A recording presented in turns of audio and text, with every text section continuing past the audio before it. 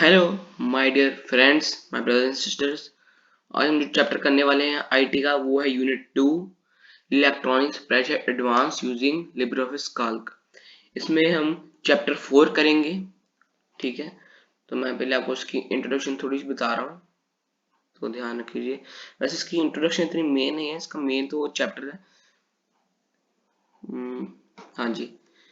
तो ये बता रहे हैं कि इन मॉडर्न डिजिटल वर्ल्ड, कहते हैं जो आजकल के ज़माने में जो मॉडर्न डिजिटल वर्ल्ड है ना, उसमें one of the most important thing है काउंटिंग एंड कैलकुलेशन।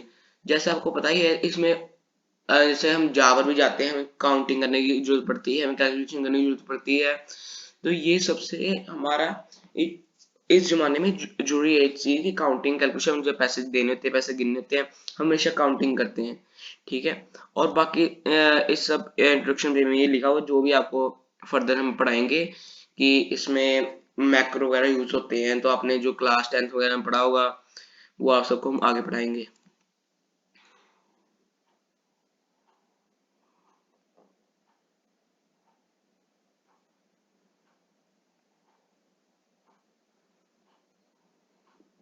हम्म तो ये देखिए हमारा चैप्टर है, यहाँ से start analyse data using scenarios and goals. ठीक है, इसमें ये बता रहे हैं कि एनालिसिस बता रहे हैं ये। बस उसकी हम इंट्रोडक्शन चैप्टर के पढ़ लेते हैं। ये मैं जो जो भी ब्लू ब्लू चीज हाईलाइटेड है, ठीक है, वो है आपके क्वेश्चन आंसर, वो इंपॉर्टेंट पॉइंट है। अगर आप वो सब याद कर जाओगे तो आपको पेपर में 50 आउट ऑफ 50 कोई भी नहीं लेने से रोक सकता। बस आप ये सब रट जाओ अच्छे से और समझ जाओ। ठीक है, ये देखो, ये यहाँ से लेके इंट्रोडक्शन से हम यहाँ पढ़ने जा रहे हैं। पर कहते हैं analysis data is the process to extract useful information for making effective decisions। कहते जो ये एनालिसिस डाटा है, कहते ये प्रोसेस है कि हम कितनी सारी इंफॉर्मेशन से थोड़ा सा उसका पार्ट निकाल लें, हाँ, जो हमारे डिसीजन मेकिंग में बहुत ज्यादा मदद देती है उसे। और अगली लाइन है, the spreadsheet is one of the best software used for data analysis. जो स्प्रेडशीट है, कहते हैं वो one of the best software, spreadsheet कहते हैं बहुत अच्छी है डाटा एनालिसिस के लिए। और कहते हैं बाद में, कहते हैं it is used to retrieve, collate, explore and visualise data to identify patterns, trends and relationship. और कहते हैं ये यूज होती है रिट्राइव में, कोलेटर में, एक्सप्लोर में एंड विजुलाइज डाटा के, हम जो डाटा में क्या क्या है क्या नहीं है ना, आइडेंटिफाई करती है कि डाटा कैसे, किस पैटर्न के हिसाब से डाटा दिया हुआ हमें, है ना, और डाटा क्या मतलब हमें रिप्रेजेंट कर रहा है, ये सब कुछ। फिर क्या कह रहे हैं, द स्प्रेडशीट, फिर कह रहे हैं the spreadsheet component in LibreOffice Calc, as Calc includes several tools used to manipulate the data in the spreadsheet। कहते हैं जो स्प्रेडशीट है, कहते हैं वो एक कंपोनेंट है लिब्रे ऑफिस है, जिससे हम Calc include several tools use to manipulate भी कह सकते हैं। कहते हैं जो कैल्क है हमें इसमें बहुत सारे इसमें टूल्स होते हैं, ठीक है, जिसमें डाटा के लिए हम उसके एडिटिंग बहुत सब कुछ करते हैं। उसमें जब आप खोल के देखो बहुत सारे इसमें टूल्स होंगे। और फिर आपका अगला फर्स्ट टॉपिक है आपका कंसोलिडेट डाटा।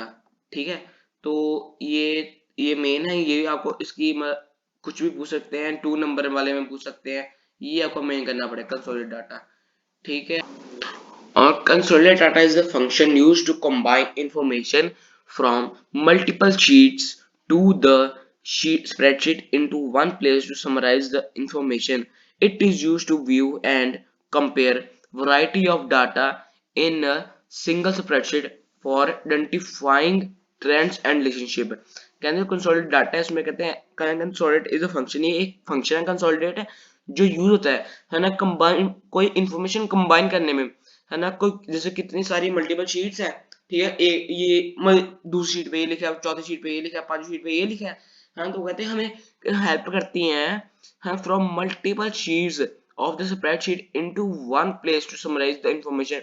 ये हमें कितनी सारी शीट्स है, बस एक शीट पे है ना इंफॉर्मेशन आने में हमें मदद करती हैं। कहते हैं it is used to view and compare variety of data in a single spreadsheet. कहते हैं हमें यूज होती हैं व्यू में, और कहते हैं बड़ी स्प्रेडशीट में बहुत सारी, सिंगल स्प्रेडशीट में ये डाटा होता है कंसोलिडेट। और कहते हैं for identifying trends and relationship, वो बता रहे हैं कि इसे कैसे आइडेंटिफाई करें, ठीक है। और ये आपका ये मतलब ये इतना वर्ड पर आप फिर भी पढ़े हैं, you need to check the following before consolidate data. ये वैसे मतलब आपके लिए जो प्रैक्टिकल होगा आपके उसमें आप ये चेक कर सकते हो, वैसे पेपर में नहीं आएगा, ठीक है। कहते open each sheet in the spreadsheet and check that the data type must match which you want to consolidate.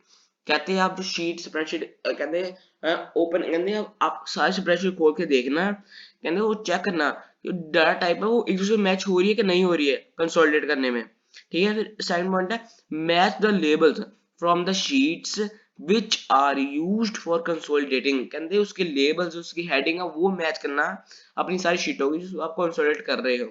फिर लास्ट पॉइंट है और तीसरा पॉइंट है enter the first column as the primary column on the basis of which the data is to be consolidated. और कहते first जो आपका मतलब फर्स्ट है, कहता है फर्स्ट बनाना, कहते एंटर करना first column primary, first column का प्राइमरी कॉलम में एंटर करना, ठीक है।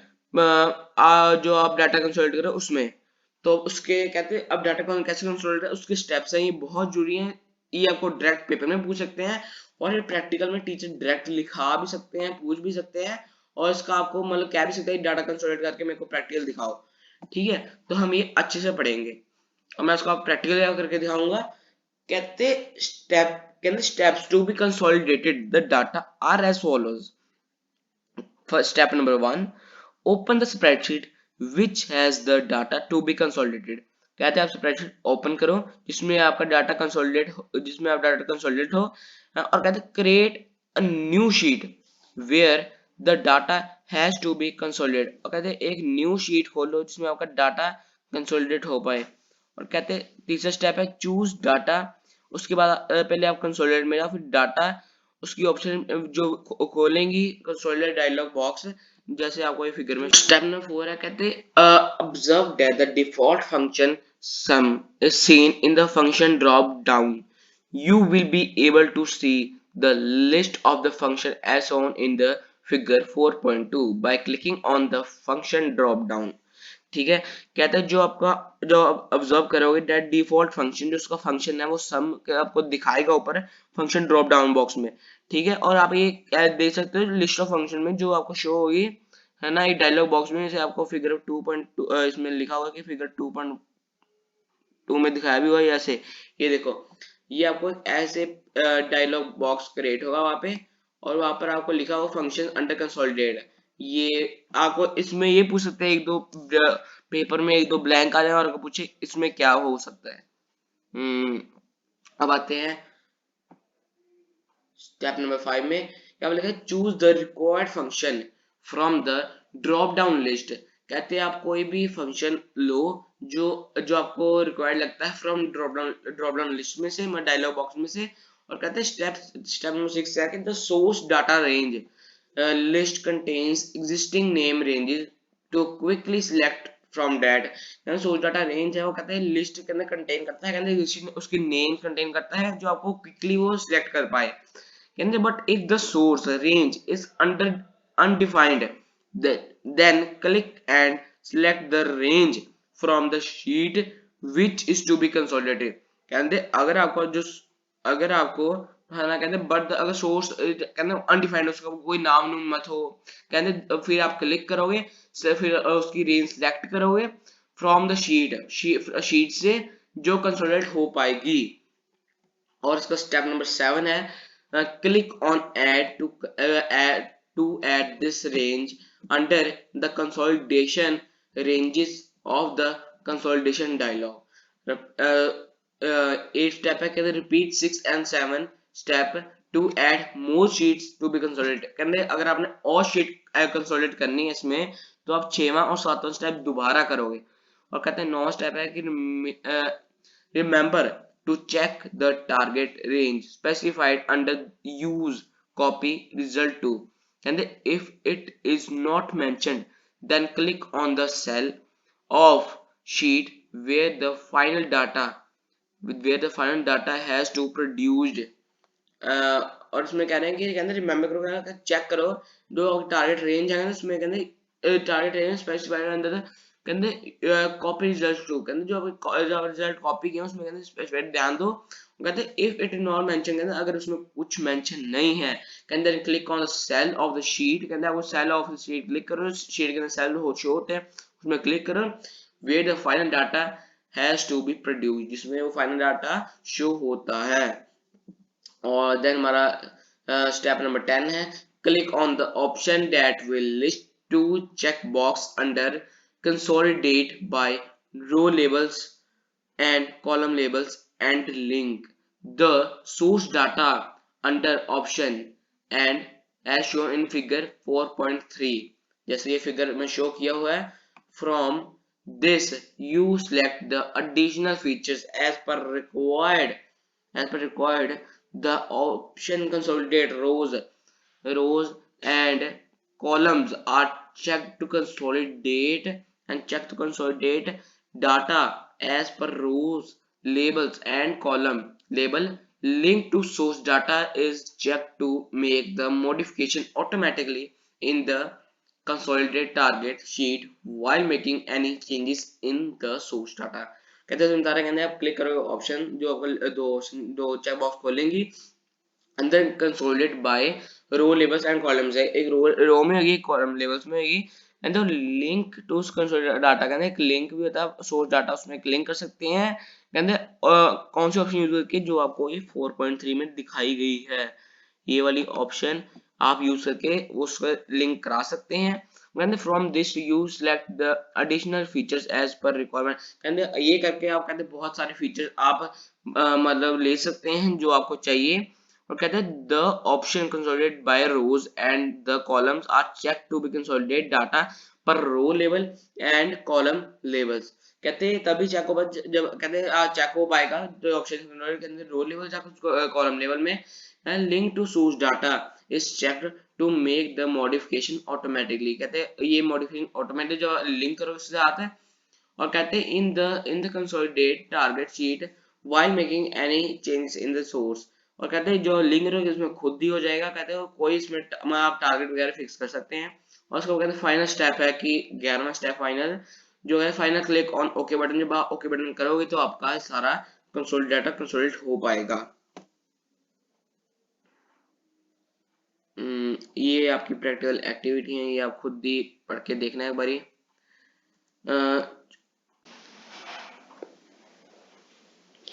और अब हमारा सेकंड टॉपिक है ग्रुप्स एंड सब टोटल। कहते हैं कि group and outline in Calc is used to create an outline of the selected data and can group rows and column together so that one can collapse it to hide it or expand it use a single click on it। कहते हैं group से एक outline है Calc की, है ना, जो हमें मतलब एक हाइड करने में और जो एक्सपैंड करने में मदद करते हैं, और एक जो डाटा को ग्रुप में ले आते हैं चाहे रोज में चाहे कॉलम्स में। Select the data to be grouped, click on, पहले हम डाटा पे क्लिक करेंगे, उसके अंदर फिर आप जाएंगे ग्रुप पे, फिर उसमें ऐड, फिर आउटलाइन में, और कहते हैं then choose rows to group the data on the basis of the rows और columns to group it on the basis of the column. कहते हैं फिर हम अपनी रो चूज करेंगे, है ना, डाटा ग्रुप करने के लिए। और कहते हैं सब टोटल में क्या होता है, कहते हैं इन सब total tool in Calc creates the group automatically and applies common function like sum average on the group data। One can choose any type of summary function for each column as per the requirement of the data analysis। It can group subtotal by choosing category and sorts them in the ascending or descending order so that one need to be to use filters. और कहते हैं ये software निकाल के आई, कहते हैं create करता है हमारी एवरेज निकालने में, हमारे सम वगैरह निकालने में, है ना, जो हमारा हम डाटा हमने ग्रुप किया था उसमें, जैसे आप इसमें देख भी सकते हो, आपने क्लास 9 में भी ये टॉपिक पढ़ा हो, सम एवरेज वाला जब हम निकालते हैं सम एवरेज वगैरह। और कहते हैं इसका मतलब फंक्शंस क्या है, इसके हम स्टेप्स क्या हैं, कैसे हम ये कर सकते हैं सब कुछ।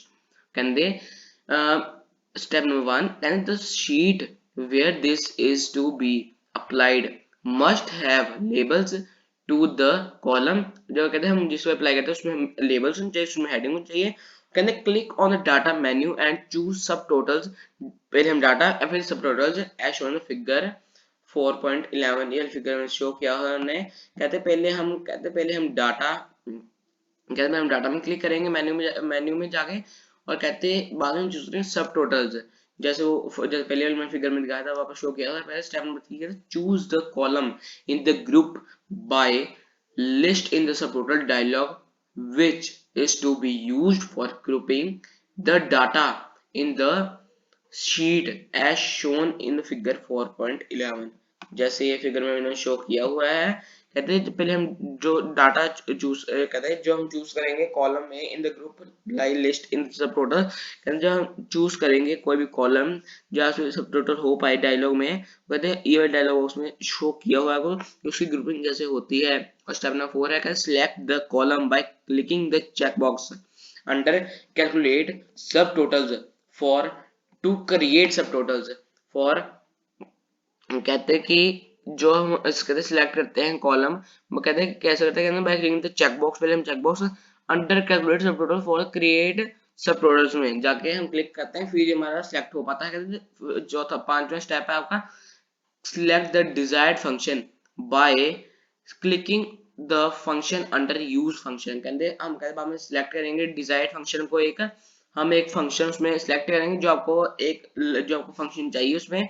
कहते you can use the second group and third group tabs to group the data in further levels. कहते हैं आप एक सेकंड ग्रुप और थर्ड ग्रुप को मतलब यूज कर सकते हैं to group the data in the further levels, और आगे बढ़ाने के लिए बाद में कहते हैं आखिरी स्टेप है और 7वां स्टेप है click on the okay button, जिससे आपका ये सब टोटल हो जाएगी, आपकी टोटलिंग हो जाएगी।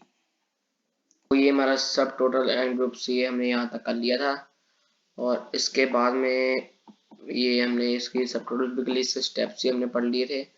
और स्टेप से मैं आपको ये बता रहा हूँ कि आप एक बार ये सब आप अपने सिस्टम में करके देखोगे, फिर आपको स्टेप्स क्लियर हो पाएंगे। ठीक है, जो आप आपसे प्रैक्टिकल में पूछ सकते हैं, एग्जामिनेशन पॉइंट से जैसे मर्जी पूछ सकते हैं। और आपको यही एडवाइस दूँ आप प्रीवियस ईयर सॉल्व करो, कि उसमें से बहुत ज़्यादा क्वेश्चन रिपीट होते हैं बार बार। और उसका एंड है उसका ये सब टोटल्स वगैरह का।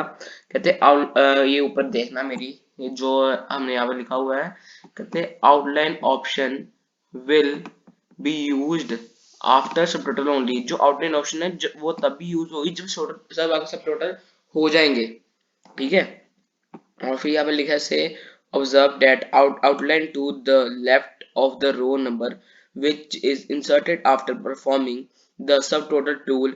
This outline shows the hierarchical structure which can be showed to show or hide different levels by clicking on the group indicator positive sign to expand and ये जो negative sign to collapse data.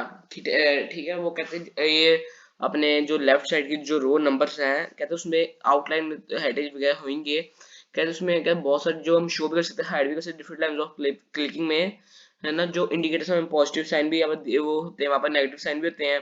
हाँ, कोई collapse करने के लिए होता है, कोई हाइड करने के लिए होता है, कोई एक्सपैंड करने के लिए होता है। और कहते हैं you can hide the low level details and just look at the final total and grand total। और कहते हैं आप जो है लो लेवल डिटेल्स को, है ना, and just look at the final totals, आप उनको मतलब लो लेवल्स को डिटेल्स को हाइड भी कर सकते हो, और आप जो बस उनको देखो फाइनल टोटल्स को, ग्रैंड टोटल को, जो आपके फाइनल टोटल आए और जो पूरा मतलब सारे लिस्ट वगैरह का ग्रैंड टोटल डाटा का आया है। ठीक है, कहते हैं if you want to remove the outline features from the sheet at any point of time, then it is possible by just clicking on data, then group and outline, then remove outline। ये कहते तभी possible हो पाएगा जब आप outline features है ना करोगे ये इस स्टेप्स की मदद से। ठीक है, और ये भी इन सब के नीचे दी हुई है प्रैक्टिकल्स, ये आप पढ़ के देखना और अपने सिस्टम में करके देखना, आपको उससे ज्यादा क्लियर हो पाएगा। और हमारा अगला टॉपिक है what if सेंसरीज।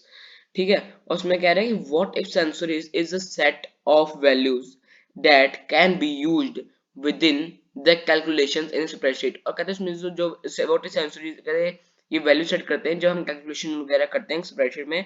Name is given to scenarios and several scenarios can be created on the same sheet. कहते हैं एक इसके नाम भी दे सकते हैं हम, और कहते हैं एक शीट और बहुत सारी ऐसी शीट सेंसरीज कहते हैं एक सेम शीट पे क्रिएट हो सकती हैं। और अगला पैराग्राफ है कि it is used to explore and compare various alternatives. तो ये हम यूज करते हैं है ना खोजने के लिए और कंपेयर आपस में कंपेयर करने के लिए उसके अल्टरनेटिव्स को। And depending on changing conditions कहते हैं डिपेंडिंग होती है जब आपको चेंज कंडीशन में चेंज हो जाती है। कहते it can be used in the beginning of any project to optimise the output. कहते हैं ये कहते हैं यूज हो जाती है कहते हैं कोई भी आपके बिगिनिंग जो प्रोजेक्ट की उसको ऑप्टिमाइज करने के लिए। कहते this tool is used to predict the output while changing the in the inputs.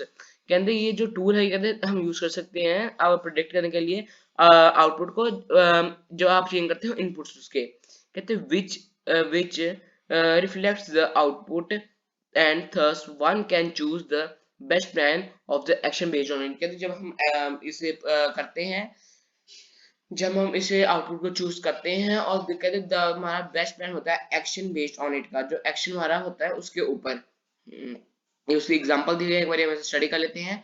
और ये डायलॉग बॉक्स में ध्यान से देखना, यहाँ पर क्लियर नहीं हो पाएगा, आप अपनी बुक्स में देखना एनसीईआरटी में कि कैसे हम डायलॉग बॉक्स क्रिएट वो होता है ऊपर उसकी ऑप्शन वहां दी हुई है। ठीक है, तो एग्जाम्पल पढ़ते हैं। For example a person who is talking car loan has to decided on certain factors as given below. हाँ कहते हैं जो एक पर्सन है वो कार लोन के बारे में बात कर रहा है और कहते हैं उसको एक सर्टेन फैक्टर्स हैं जो हम पढ़ रहे हैं आगे।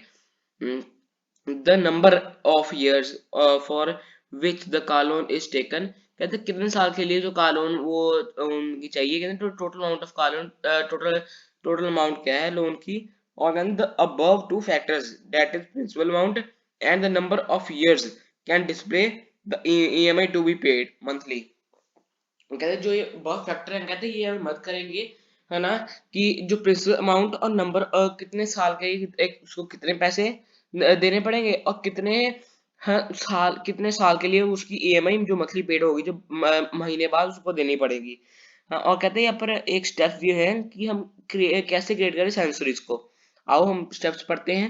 ये बस पांच स्टेप ही मेरे हिसाब से। फर्स्ट है कि select the cells which contain values in the sheet that need to be changed to select multiple cells, hold control key and click on the cells to be selected। और इसे कह रहे हैं कि है ना जो सिलेक्ट कहते हैं सिलेक्ट द सेल्स। कहते हैं आप सेल को सिलेक्ट करोगे पहले कहते जो वैल्यू कंटेन करते हैं शीट के ऊपर कहते हैं वो जो चेंज होंगी। Can select the multiple cells, आप मल्टीपल बहुत सारे सेल सिलेक्ट कर सकते हैं है ना। आप पहले कर सकते हैं होल्ड की, पहले आप कंट्रोल की को and click on the cells. आप कंट्रोल की को और जो सेल को सिलेक्ट करो तब इन दोनों इकट्ठे करो आपको मल्टीपल सेल्स सिलेक्ट हो जाएंगे। और सेकंड स्टेप है कहते हैं चूज, पहले आप टूल्स में जाओगे फिर वापस सेंसरीज का ऑप्शन उससे दबाओगे कहते जो खोल देगा सेंसरी डायलॉग है ना विंडो। जो मैंने आपको बोला कि आप फिगर देखना बुक में एनसीईआरटी में वो ये बता रहा है कि हमने वहां पर आपको जैसे दी हुई है। और एग्जांपल नंबर स्टेप नंबर 3 है कि enter a name for the new scenarios and leave the other field unchanged. कहते हैं आप नेम एंटर करो है ना नई सेंसरीज के लिए और उसे दूसरी को छोड़ दो बाकी फील्ड अनचेंज है। तो कहते बाद में क्लिक ऑन ओके बटन जो आपकी फिर सेकंड लास्ट में क्लिक कर दो ओके बटन को फिर आपकी क्रिएट हो जाएगी। और लास्ट में फिफ्थ स्टेप है कहते this will create a new scenarios which is activated automatically. और कहते हैं ये एक न्यू सेंसरीज क्रिएट कर देगी है जो एक्टिवेट हो जाएगी और खुद एक्टिवेट हो जाएगी। और ये इसकी एग्जांपल है। हाँ ये प्रैक्टिकल ये भी एक्टिविटी आप पढ़ लेना एक बारी। और अब है व्हाट इफ एनालिसिस टूल। कहते हैं एक ये भी टॉपिक है अगर व्हाट इफ एनालिसिस इसमें है। कहते हैं पहले हम इसे थोड़ा रीड कर लेते हैं। कहते हैं what if tools used data multiple operations and is a planning tool for what if questions. In this, the output is not shown in the cells, whereas it uses a drop-down list to display the output depending upon the input. The multiple operation tool creates a formula array to display the list of results applying to the formula on a list of alternative values used in the formula. ठीक है। और ये बता रहे हैं कि कहते हैं ये जो व्हाट इफ एनालिसिस टूल है, कहते हैं ये बस कहते हैं यूज होता है व्हाट इफ क्वेश्चंस के लिए। अगर व्हाट इफ क्वेश्चन यूज के होता है, और कहते हैं ये जो टूल्स यूज होते हैं इसमें डाटा जाने के लिए बाद में इसमें जाना पड़ता है मल्टीपल ऑपरेशन में, जिससे हम प्लान कर सकते हैं कोई टूल को जो व्हाट इफ क्वेश्चंस को आंसर देता है। और ये बाकी सब वैसे लिखा हुआ, कहते हैं हम स्टेप्स पढ़ लेते हैं कि मतलब क्या कौन स्टेप यूज होते हैं व्हाट इफ एनालिसिस टूल को, है ना। ये स्टेप नंबर 1 है, कहते enter data in the cell and then enter a formula to calculate a result from values other cell। हाँ, कहते हैं ये फर्स्ट स्टेप ऐसा है, डाटा आप एंटर करो सेल के अंदर, बाद में फॉर्मूला एंटर करो कि जो आप कैलकुलेट करो उसका रिजल्ट, कि उसका रिजल्ट क्या है जो दूसरे सेल में आपको शो होगा। स्टेप नंबर 2 के अंदर create an array of input value on the basis of which the output is to be generated using the formula। कहते हैं आप एक एरे क्रिएट करो, कहते हैं इसमें इनपुट वैल्यूज होगी on basis of the output, कहते हैं जो आप पहले डाली हुई थी, कहते हैं फॉर्मूला जनरेट करेंगे ये। और स्टेप नंबर 3 कहते हैं select the cells, arrange of out input array and output array. कहते हैं आप सिलेक्ट सेल्स को सिलेक्ट करो जो आपकी अरेंज करेंगी इनपुट एरे और आउटपुट एरे को।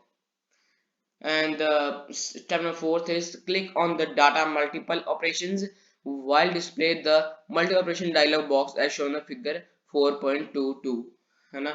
इस फिगर में शो किया हुआ है हमने, है ना। कहते हैं पहले आप मतलब क्लिक पर डाटा ऑप्शन पे क्लिक करोगे, जैसे पहले हम डाटा ऑप्शन पे करेंगे, देन मल्टीपल ऑपरेशंस पे क्लिक करेंगे जो हमें ये सब शो करेगा। फिर फिफ्थ स्टेप है enter the cell address in the formula box from the step which contains the formula. कहते हैं आप फिर बाद में करो जो एंटर स्टेप एंटर करो, उसके जो सेल एड्रेस है वो एंटर करोगे फॉर्मूला बॉक्स के अंदर, जो which contain the cell which contain formula, जो फॉर्मूला कंटेन करता है। And second last step is 6, now enter the cell address of the cell which is variable and is used in the formula in column input cell box। कहते हैं जो आपका enter हो cell address जब, है ना, ऑफ द सेल, जो उसका सेल का एड्रेस एंटर करोगे, है ना, which is a variable and is used in the formula column input cell, जो वेरिएबल है जो यूज होगा फॉर्मूला, हाँ, कॉलम इनपुट सेल में। और लास्ट स्टेप है 7th, click on okay will generate all the possible outcome based on the formula. जब आप ओके करोगे वो जो जो आप पॉसिबल आउटकम्स होगी वो आपको जनरेट कर देगा। और last I think so this last topic goal seek it general we fill in the values in the cells and then create formula on these values to get the required results to predict the outcome। We keep on changing all the inputs values to obtain the desired output। Goal seek help in finding out the input of for the specific outcome। जो गोल seek है वो कहते हैं कि ये जो एक general feeling है, ठीक है, वैल्यूज की जो जनरल फीलिंग है जो सेल में क्रिएट फॉर्मूला होते हैं वो क्रिएट करता है, ठीक है। और इसकी जो एग्जांपल दी है मतलब कैलकुलेट करने में हमारी मदद करता है। एग्जांपल कहते हैं if you want to know the number of unit produced to get the desired outcome then use goal seek analysis tool. कहते अगर आपको जानना है कि नंबर ऑफ यूनिट्स क्या है प्रोड्यूस हुई है, कहते तो आप गोल सीक यूज करो। तो इसके स्टेप्स हैं गोल सीक के, कहते enter the values in the worksheet. कहते आप वैल्यू एंटर करो वर्कशीट के अंदर। स्टेप नंबर 2 कहते create the formula in the cell where the calculation has to be used. कहते हैं जैसे आप कोई जैसे जहाँ पर भी कैलकुलेशन, जहाँ पर जैसे ये जो हमने ये जो सेल्स हैं उसके, ठीक है, तो हम जैसे यहाँ पे ये जो ये सेल है इसमें वो आपको दिखाएंगे, इसमें आपको डालना टोटल, तो आप यहाँ पे आप फॉर्मूला लिखोगे अपना, है, जिससे वो दिखाएगा हमें। और थर्ड स्टेप है place the cursor place the cursor in the formula cell, choose tool, goal seek। कहते हैं आप जो अपना ये माउस का ये कर्सर होता है, कहते हैं इसको प्लेस करो फॉर्मल सेल में, जो चूज करेगा टूल्स को, उसके अंदर फिर गोल सीक पे चूज करेगा। फोर्थ स्टेप है, कहते हैं the goal seek dialog window will appear as 4 point figure 4.27। The formula cell box will will have the correct formula। हम कहते हैं जो गोल सिक फॉर्मूला, जो गोल सिक डायलॉग बॉक्स विंडो अपेयर होगा खुलेगा वो, हम जैसे आपके ये वाली फिगर में उन्होंने शो किया हुआ है आपको, जब ये खुलेगा आपका, then the formula cell box will have the correct formula, तो वो करेक्ट फॉर्मूला अपेयर कर देगा आपके सामने। Then step number 5, can they place the cursor on the variable cell box and click on the cell that contains the value to be changed। कहते हैं वो जो कर्सर प्लेस करोगे जो वेरिएबल सेल बॉक्स में, हाँ, जो जब आप क्लिक करोगे कहते हैं वो वैल्यू को चेंज कर देगा। और सिक्स स्टेप है, कहते हैं enter the desired result in the target value box. कहते हैं वो आपका जो डिजायर्ड रिजल्ट्स होंगे टारगेट वैल्यू के, वो आपको एंटर करने पड़ेंगे रिजल्ट्स में। और क्लिक ऑन ओके बटन, जो लास्ट टाइम आप ओके कर दोगे तो आपकी ये क्रिएट हो जाएगी। और अगेन प्रैक्टिकल और बैक एक्सरसाइज ये आपका होमवर्क है। इसके मैं लिंक डिस्क्रिप्शन दे दूंगा इसके सॉल्यूशंस के, और जो बाद में अब अगला चैप्टर वो नेक्स्ट वीडियो में हम पढ़ेंगे यूज मैक्रो इन स्प्रेडशीट। तो बने रहिए मेरे साथ एंड थैंक यू। और बच्चों मैं लास्ट आपको ये एडवाइस देना चाहूंगा कि जो हमारी जो प्रैक्टिकल्स होंगे, जो एग्जामिनेशन पॉइंट ऑफ व्यू में होगा, वो आपको कुछ भी पूछ सकते हैं बोर्ड एग्जाम में। जो उसके स्टेप्स हैं वो जैसे मर्जी आपको घुमा फिरा के पूछ सकते हैं, क्योंकि सीबीएसई बोर्ड की जो मतलब इसके बहुत ही वैसे रिपीट क्वेश्चन सैम्पल पेपर जाओ फिर बहुत ही क्वेश्चन रिपीट भी होते हैं सैम्पल पेपर्स में, आप एक बार वो भी देख लेना। और जो लास्ट है वो अगर मेरी बात मानो तो मैं आपको एक डिस्क्रिप्शन में लिंक दे रहा हूँ लिब्रे ऑफिस का, तो उसे अपने सिस्टम्स में डाउनलोड कर लो और उसकी प्रैक्टिस करो। आप खुद करके देखोगे आपको ज्यादा क्लियर हो पाएगा। और अगर आप करोगे ना पीसी में, अगर सिस्टम में अपने, आपको आधे से ज्यादा चैप्टर ऐसे ही क्लियर हो जाएगी हमने करना कैसे है। तो थैंक यू। सो फिर मिलते हैं अगले चैप्टर में, और ऐसे मेरे साथ पढ़ते रहिए और आगे बढ़ते रहिए।